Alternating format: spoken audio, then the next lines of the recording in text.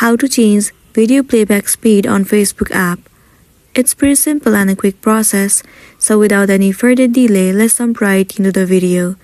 First thing first, move into your application Facebook and head over to any of the video that you want to change the playback speed. Let's say you want to change the playback speed of this video. You simply have to click on this three dot at the bottom right corner. And right over here you can see playback speed. Tons of different speed will be available. Choose any one of it. Let me select 2x for now. Now the speed of the video will be increased to 2x.